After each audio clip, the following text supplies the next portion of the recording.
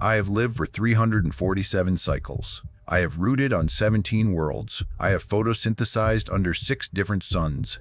I have achieved the 7th level of botanical enlightenment, which only 4 other Luminara nomads in Academy history have accomplished. My bark is infused with the wisdom of ages. My petal hands have mastered every energy weapon in the galactic arsenal, and my glowing footprints have marked the paths of excellence across this institution. And yet, standing in the Academy armory under the antiseptic blue lights that made my golden veins pulse with irritation, I could not comprehend what I was seeing. The human girl was small. That was my first observation. She stood barely to my chest, which put her at perhaps 5.5 feet, and she had dark hair woven into some kind of primitive fiber arrangement down her back. She wore the standard cadet uniform, but on her hip, secured in what appeared to be actual animal skin, was the most archaic device I had ever witnessed outside of a museum. That, I said, gesturing with one petal hand toward the object, cannot possibly be your assigned weapon. She looked up at me with brown eyes that held absolutely no reverence for my 300-plus cycles of existence. This is Betsy. You named it. Her. I named her Betsy. The human patted the worn leather holster with disturbing affection. She's a Smith & Wesson Model 2944 Magnum, manufactured in 1972 according to Earth's old calendar. Belonged to my great-great-grandfather. Liz, who had been organizing plasma cartridges on a nearby floating display, went very still. Her translucent skin shifted from a calm lavender to a concerned pink. "Cassidy," she said carefully, her voice taking on that overly patient tone she used when trying to prevent disasters, "the Academy requires all cadets to use certified energy weapons. Projectile weapons were phased out 800 years ago across all civilized space." The human Cassidy apparently drew the weapon from its holster. It was a revolving cylinder design, all mechanical parts and chemical propulsion, the kind of thing that belonged in a historical drama about primitive warfare. Got special dispensation from the Cultural Preservation Committee. Earth Heritage Exemption, subsection 12, paragraph 4. My bark itched. This was absurd. You cannot be serious. That device uses what? Controlled explosions to propel metal fragments? Bullets, yeah. Cassidy spun the cylinder with practiced ease. It made a clicking sound that somehow reminded me of the time I had witnessed a structural support beam failing on Station Gamma 7. 6 rounds, each one hand-loaded by yours truly.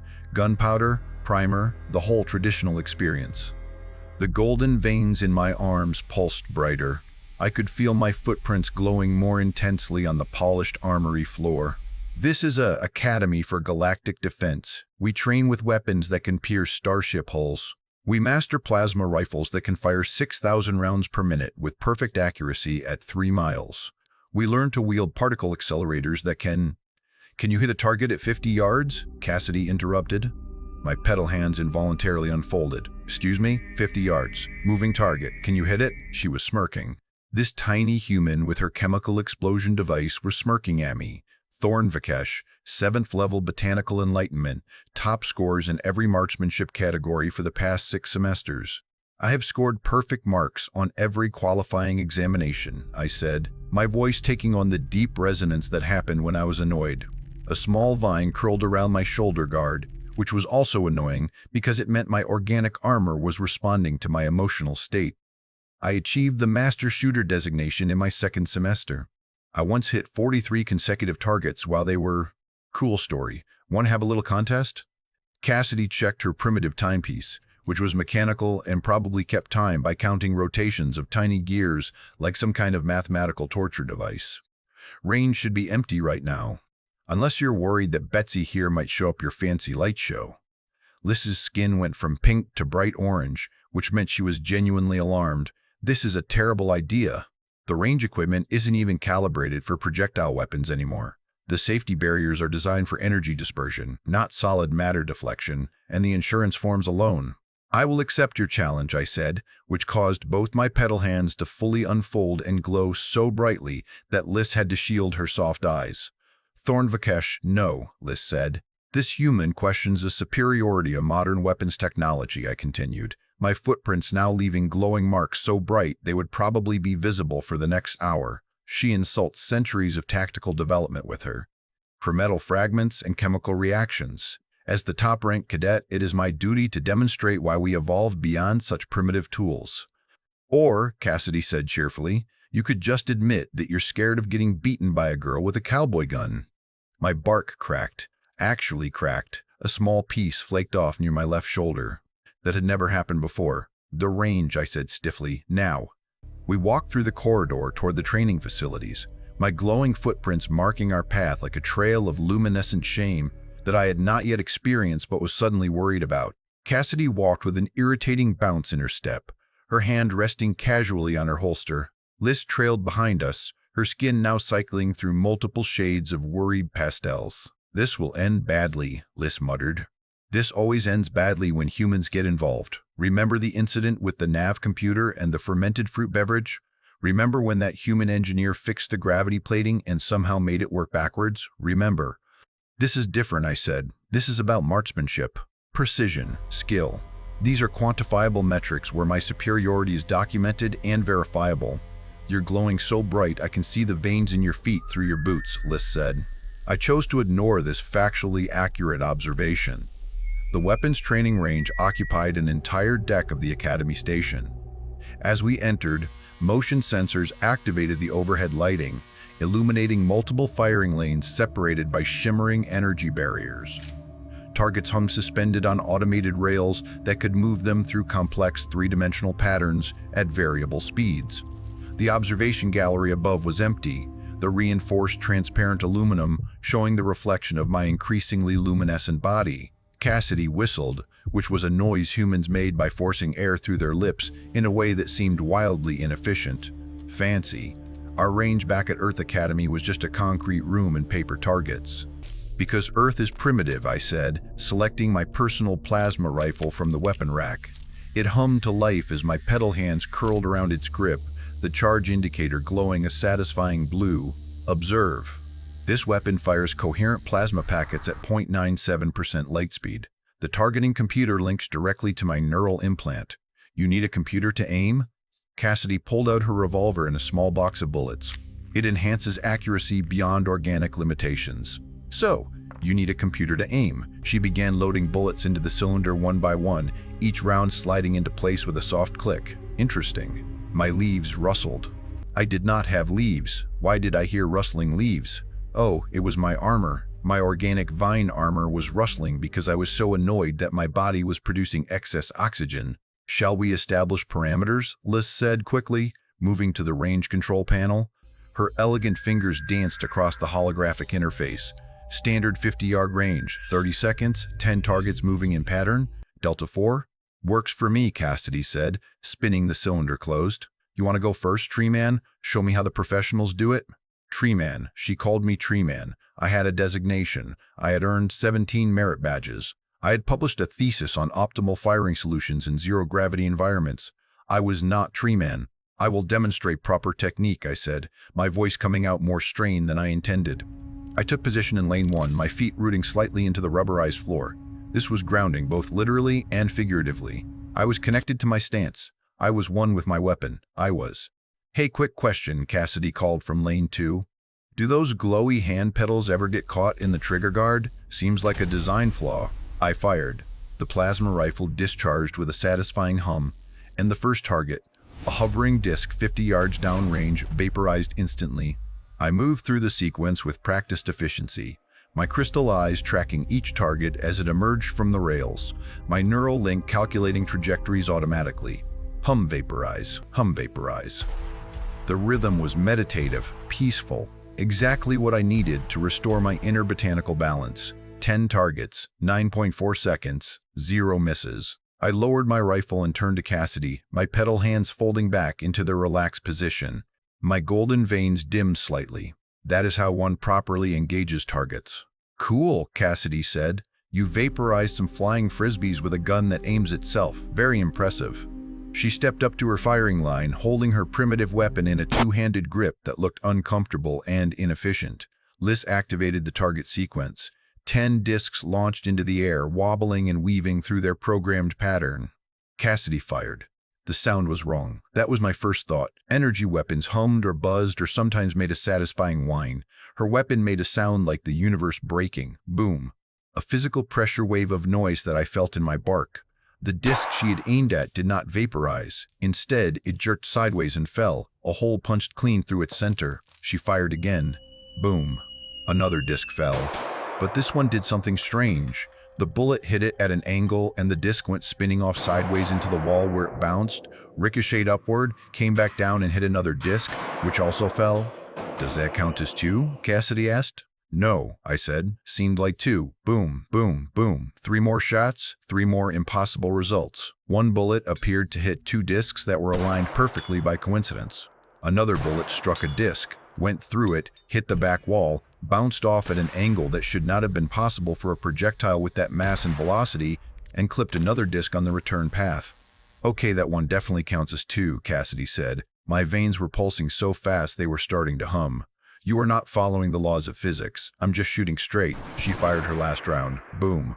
The final disc fell and the bullet continued onward, struck one of the automated rail mechanisms which sparked and began moving erratically, sending the fallen discs swinging back up into the air on their cables like some kind of demented carnival game. "Oops," Cassidy said. "Oops." Lise rushed to the control panel, her skin flashing through worried colors like a distress beacon.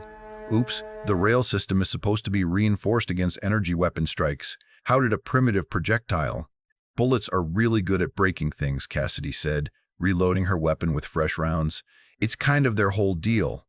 I stared at the chaos of swinging targets. You damaged Academy property." "Yeah, sorry about that." She did not sound sorry. "So we're going to count that as 10 targets, or should we go again? Because I feel like that ricochet double hit was pretty spectacular and deserves recognition." "The targets are still moving," I said slowly, watching the discs swing wildly on their damaged rails. "If anything, they are now more difficult to hit." Cassidy's smirk widened into a full smile. "Want to see me hit all of them while they're doing that? That would be impossible. The movement is random. There is no pattern to calculate. No computer could predict. Betsy and I don't need a computer." Cassidy raised her weapon. "We just need—" She paused, tilted her head slightly. "Hey, do those targets kind of look like my ex-boyfriend? Same round face, same empty expression, same tendency to disappoint me by existing." My pedal hands unfolded completely. "What does that have to do with marksmanship?" "Everything. Makes me want to shoot them more." She fired. Boom. One of the wildly swinging discs exploded into fragments. Boom. Another disc. This one swinging in a circular pattern that should have been impossible to track. Boom. A third disc that had been moving behind an energy barrier and should not have been hittable at all, but somehow the bullet went through a gap in the barrier's refresh cycle that existed for exactly 0.03 seconds. "This is not possible," I said. My glowing footprints were now bright enough to be visible from space. Probably. I was not being rational. Bullets reminded her of her ex-boyfriend? What kind of thought process? Boom, boom, boom. All the discs fell. The damaged rail system sparked, groaned, and shut down entirely. Alarms began to sound. Gentle alarms, the kind that suggested something was moderately wrong rather than catastrophically wrong, but still, alarms. Liz dropped her head into her hands. Her skin went gray, which I had never seen before, and suspected was the Luminara drift equivalent of screaming internally. Cassidy blew across the barrel of her revolver, which made absolutely no sense because the heat from the chemical explosion was inside the chamber, not on the external barrel surface. "So," she said casually, as if she had not just violated several laws of physics and at least one Academy regulation. "Want to make this more interesting?" "More interesting," I repeated. My voice sounded distant. My connection to botanical enlightenment felt strained. "Yeah, real challenge. Moving targets, obstacles, maybe some actual stakes." Her brown eyes glinted with something that might have been madness, or might have been confidence, or might have been the same thing, unless the top-ranked cadet is worried about losing to a girl with a chemical explosion device. My bark was cracking in 3 places now. My organic armor had sprouted defensive thorns. My glowing footprints were burning after images into the floor that would require maintenance to remove. "Name your terms," I said, because apparently 347 cycles of wisdom meant nothing in the face of wounded pride. Cassidy's smile could have powered a small starship. "Loser has to admit the winner's weapon is superior. Publicly. In the cafeteria. During the lunch rush. Done." "Thorn Vakesh," this said weakly. "Please, think about what you are. Prepare the advanced course," I told her, my crystal eyes glowing so brightly they cast shadows on the walls. "Maximum difficulty." If this human wants to test her primitive chemical device against true modern firepower, then the range master appeared in the observation gallery window above us. I had forgotten about the range master. He was a gruff individual who typically worked in the equipment storage area, and he was now looking down at the sparking, damaged rail system with an expression that suggested he was reconsidering his career choices. "Which one of you," he called down, his voice amplified by the intercom, "thought it was appropriate to fire a projectile weapon in a range designed for energy dispersion?" Cassidy raised her hand cheerfully. "That'd be me, sir. Cultural heritage exemption, got the paperwork and everything." "The paperwork," he said slowly, "does not authorize you to destroy the rail system. To be fair, I was aiming at the targets, not the rails. The rails just happened to be in the general vicinity of excellence." I watched the range master's face cycle through several expressions, none of them happy. He pointed at Cassidy, then at me, then at Liz. "You three. Equipment storage. Now, you are going to explain exactly what happened here, and then you are going to fill out the incident report, and then—" The damaged rail system chose that moment to make a grinding noise and drop one of its support arms, which swung down and crashed into the energy barrier control panel, which sparked, flickered, and shut down entirely. Without the barriers, there was nothing preventing the damaged equipment from swinging freely across all firing lanes. A heavy targeting disc broke loose from its cable and sailed through the air like a discus thrown by a very angry athletic deity. It flew directly toward where we stood. Cassidy grabbed my arm with surprising strength and yanked me sideways. The disc whistled past where my head had been moments before and embedded itself in the wall behind us with a crunch of metal on plasteel. We stood there, Cassidy's hand still gripping my bark-covered forearm, the disc still quivering in the wall, alarms still sounding. The range master still staring down at us with the expression of someone who had just watched their peaceful afternoon transform into a liability report. "So," Cassidy said, looking up at me with those entirely too calm brown eyes, "should we maybe continue this contest somewhere else?" My paddle hands were glowing bright enough to illuminate the entire range. My veins pulsed with golden light that suggested either enlightenment or a complete nervous breakdown. My footprints had probably burned permanent marks into the Academy Station's deck plating. "Yes," I heard myself say. "Yes, we should definitely continue this contest." "Thorn Vakesh," Liz said, her voice carrying the weight of 300 cycles of Luminara wisdom, even though she had only lived about 120. "This is madness." "It is a matter of honor," I said, which was apparently what I was saying now instead of thinking rationally. Cassidy released my arm and patted her holster. "Don't worry, Tree Man. Betsy and I will go easy on you." She would not go easy on me. I knew this with the certainty of photosynthesis. She would not go easy on me, and somehow, impossibly, I was about to be defeated by a human with a weapon that belonged in a museum. The range master was shouting something about forms and disciplinary committees, but I was already walking toward the equipment storage area, my glowing footprints marking my path toward what I suspected would be the end of my dignity. Cassidy walked beside me, whistling that inefficient human noise that somehow sounded like victory. Equipment storage was not designed for what was about to happen. I know this now. I should have known this then. But at that moment, standing in the cluttered room with racks of training gear and protective suits hanging in the dim orange emergency lighting, all I could think about was proving that my plasma rifle was superior to a metal tube that used controlled explosions. This is what happens when you let pride override 347 cycles of accumulated wisdom. "So," Cassidy said, examining the storage area with the eye of someone planning either a training exercise or a small war. "Targets?" Liz, who had followed us with the resigned energy of someone watching a natural disaster unfold in slow motion, pointed weakly at a stack of training drones. "Those are for obstacle navigation practice. They fly in random patterns. They are not designed to be shot at." "Perfect." Cassidy pulled one of the drones from the rack. It activated immediately, its tiny anti-gravity unit humming to life.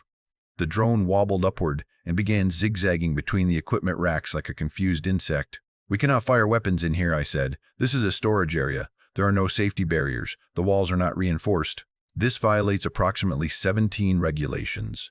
Cassidy released 4 more drones. They scattered into the air, bouncing off hanging protective suits and weaving around the racks with increasing speed.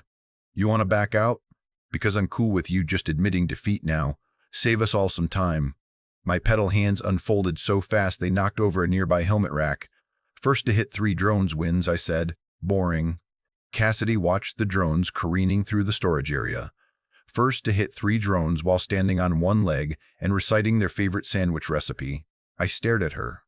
My crystal eyes, which had evolved to perceive 17 different light spectrums, could not process what I had just heard. What does that have to do with marksmanship? Makes it interesting. Also, I'm hungry. Been thinking about sandwiches a lot lately. She holstered her revolver and lifted one foot off the ground, balancing on her right leg. Mine's pastrami on rye with brown mustard and pickles. You go first. I do not eat sandwiches. I photosynthesize. Then describe your favorite light spectrum or whatever. Come on, tree man. You said this was about honor. Liz had sat down on a crate of equipment. Her translucent skin had gone completely transparent, which I did not know was possible, and suggested she had achieved some kind of stress-induced camouflage reflex. This is insane, she whispered to no one in particular. This is completely insane, and I am going to be blamed for all of it. I lifted my right leg. My rooting appendages did not appreciate this. I wobbled slightly, which caused my glowing footprints. Footprint, singular now to, burn even brighter. The most beneficial light spectrum for Luminara photosynthesis occurs at 650 nanometers, which produces a deep red wavelength that... I fired at a passing drone. The plasma bolt went wide, struck a rack of protective suits, and vaporized 3 of them instantly. The melted polymer smell was immediate and unpleasant. That stimulates chloroplast production in our dermal layers, I continued, tracking another drone with increasing desperation. My standing leg was shaking. I fired again. This bolt hit a drone, but only clipped it, sending it spinning wildly into a wall where it bounced, ricocheted, and somehow accelerated. Interesting lecture, Cassidy said, raising her revolver.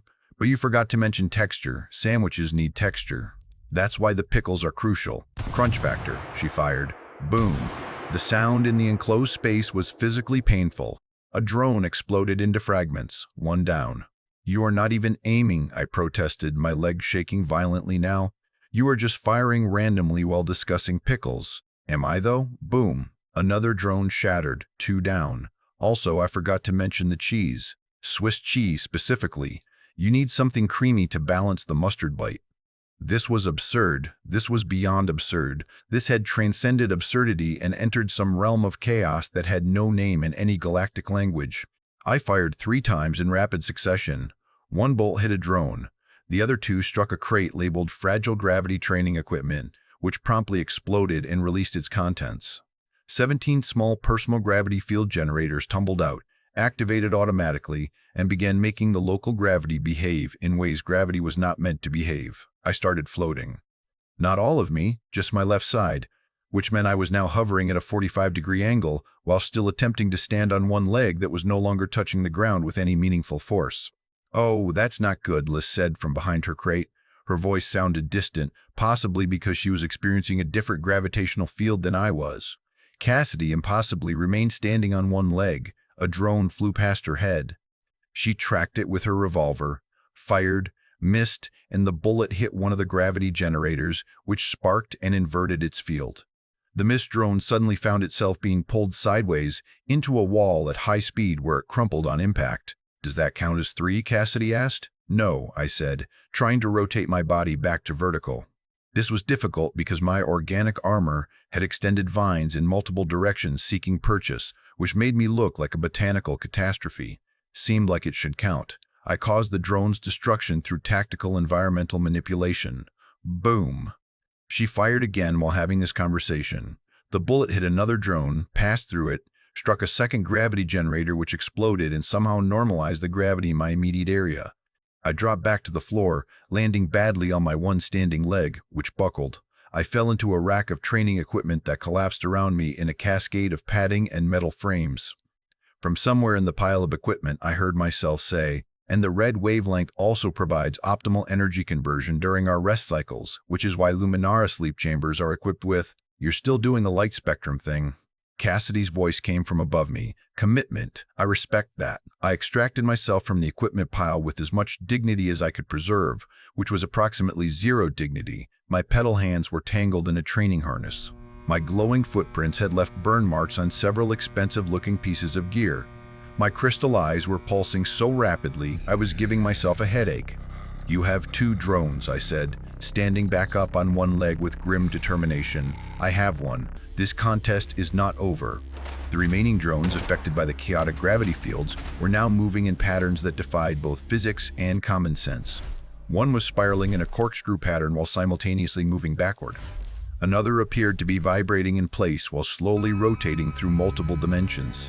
"Okay, new rule," Cassidy said, still balancing perfectly on one leg, like some kind of gravitational anomaly herself. "Next shot has to bank off at least 2 surfaces before hitting a drone." "That is impossible. For you, maybe." She fired. Boom. The bullet hit the ceiling, ricocheted off at an angle that I could not track, struck a wall, bounced off a hanging protective suit, and clipped a drone hard enough to send it crashing into the aforementioned vibrating drone, which caused both of them to explode in a shower of tiny components. She lowered her revolver and put her raised foot back on the ground. 4 drones. I win. Also, final sandwich note, toasting the bread is optional but recommended. I stood there on one leg, my plasma rifle hanging uselessly in my pedal hands, surrounded by the wreckage of equipment storage, gravity fields pulling in 6 different directions, and the smoking remains of training drones scattered across every surface. "This is not possible," I said quietly. "And yet." Cassidy twirled her revolver and slid it back into its holster with a motion so smooth it had to be practiced. "Betsy is undefeated." The door to equipment storage opened. The Rangemaster stood there, backlit by the corridor lights, holding a datapad that was probably in incident report form. He looked at the destroyed drones, at the damaged gravity generators, at the vaporized protective suits, at me, still standing on one leg covered in glowing vines and burn marks. "Please tell me," he said very slowly, "that you did not fire weapons in the equipment storage area." "I can tell you that," Cassidy said cheerfully. "It wouldn't be true, but I could tell you that." Liz had achieved complete transparency. She was essentially invisible. I respected this survival strategy. "Cafeteria," the Rangemaster said. "All 3 of you. 1 hour. We're going to discuss what the phrase Academy Regulations means." "About that," Cassidy said, "Thorn Vikesh here has to make an announcement first. We had a bet." I put my standing leg down. My whole body was glowing bright enough to serve as emergency lighting. My bark had cracked in 12 new places. My organic armor had sprouted so many defensive structures I looked like a walking hedge. "You want me to publicly admit that Betsy is superior to your fancy plasma rifle, in front of everyone, during lunch rush?" Cassidy's smile was radiant and terrible. "You agreed to terms. I had agreed to terms, before witnesses, honor-bound by my own words." We walked to the cafeteria, my glowing footprints marking a trail of shame through the academy corridors. Cadets stopped to stare. Some pointed. One took a photo which would undoubtedly circulate through the station network within minutes. The cafeteria was packed. Lunch rush was in full effect. Hundreds of beings from dozens of species sat at the long metallic tables, eating synthesized meals and discussing tactical theory or whatever cadets discussed when they were not destroying academy property. I walked to the center of the room. My veins pulsed with golden light. My pedal hands trembled slightly. "Attention," I said, and my voice carried the resonance of botanical authority even in defeat. "I am Thorn Vikesh, 7th level enlightenment, top-ranked cadet, and I have been comprehensively defeated by Cassidy Thorn and her primitive chemical projectile weapon, which she has named Betsy." Silence fell across the cafeteria. "Furthermore," I continued, because apparently we were doing this, "I must admit that her weapon is the superior." The word tasted like ash and photosynthetic failure. Despite operating on principles abandoned centuries ago, despite requiring manual operation in chemical reactions, despite having only 6 shots and needing to be reloaded by hand, it is also effective. "Also cool," Cassidy added from behind me. "You forgot to mention cool." "Also cool," I repeated dutifully. Someone started clapping, then another. Then the entire cafeteria erupted in applause that I suspected was less about respect and more about entertainment at my expense. Cassidy appeared beside me, standing on a chair to gain height. "Thank you all. Betsy and I appreciate the recognition. We'll be offering lessons in Old Earth marksmanship on alternate Thursdays, pending disciplinary hearing results." We left the cafeteria to the sound of laughter and excited chatter. In the corridor outside, Liz finally rematerialized, her skin cycling through relieved pastels. "That was the worst thing I have ever experienced," she said. "Agreed," I said, examining my cracked bark and glowing veins. "So," Cassidy said, pulling a small cloth from her pocket and beginning to clean her revolver with careful attention. "Same time next week? Maybe try long-range shooting? Or moving targets in 0G? "Absolutely not," I said. "Cool. Meet you at Range 3, Thursday at 1400 hours?" I looked at her. At this small human with her impossible weapon and her complete disregard for physical laws. At the smirk that suggested she knew exactly how this would end. At Betsy, the ancient revolver that had somehow defeated centuries of technological advancement. 1400 hours, I agreed, because apparently I had learned nothing. My glowing footprints led us back toward the administrative offices where the range master waited with his incident reports and his disappointed expressions. Behind us, Cassidy whistled that inefficient human noise that sounded exactly like chaos preparing for an encore performance. My bark cracked in 3 more places. I questioned everything I knew about enlightenment, and somewhere in the universe, I suspected, the concept of marksmanship was laughing at me.